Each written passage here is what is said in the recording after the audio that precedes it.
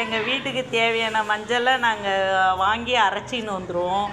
தனி மிளகாத்தூளும் வாங்கி காய வச்சு அரைச்சிக்கிட்டு வந்துடுவோம். கோதுமை இதெல்லாம் ரைஸ் மில்க் போகுது.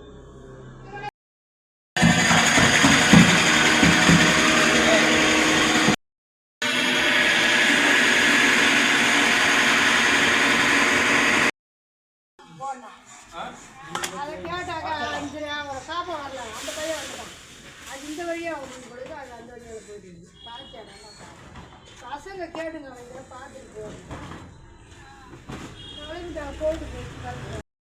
ஹலோ ஃப்ரெண்ட்ஸ், வாங்க தனி மிளகாத்தூளும் மஞ்சத்தூளும் கோதுமை மாவும் அரைச்சிக்கிட்டு வந்திருக்கோம். தனி மிளகாத்தூள் வந்து காஷ்மீர் மிளகாவும் கார மிளகாவும் போட்டு தனி மிளகாத்தூளுக்கு அரைச்சிக்கின்னு வந்திருக்குறோம். இது மஞ்சள் வாங்கி காய வச்சு அரைச்சிக்கிட்டு வந்திருக்குறோம். இது ஒரு 3-4 மாதத்துக்கு வரும். இது கோதுமை மாவு, சாதா கோதுமை மாவு, மில்லட் கோதுமை மாவு, அது தனியாக அரைச்சிக்கிட்டு வந்திருக்குறோம். இதெல்லாம் நாங்கள் வீட்டிலேயே அரைச்சி எங்கள் வீட்டுக்கு நாங்கள் எல்லாமே வீட்டில் அரைச்சி தான் யூஸ் பண்ணுவோமே. இந்த மஞ்சள் 1 கிலோ வந்து 250 ரூபா எங்கள் ஊரில், விழுப்புரத்தில்.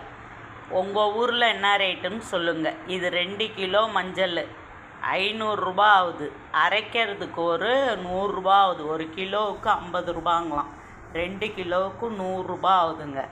மிளகாவும் அதே மாதிரி தான் இது பண்ணுங்க. மிளகா கூட இருந்தாலும் மிளகா தனி மிளகாத்தூள் அரைக்கிறதுக்கு 50 ரூபா தான். உங்கள் ஊரில் என்ன ரேட்டுன்னு சொல்லுங்கள். எங்கள் ஊரில் இந்த ரேட்டு, உங்கள் ஊரில் என்ன ரேட்டு? இது வந்து ஒன்லி சமையலுக்கு மட்டும்தாங்க. இந்த மஞ்சள் குழம்புங்களுக்கு மட்டும் தேவையானது.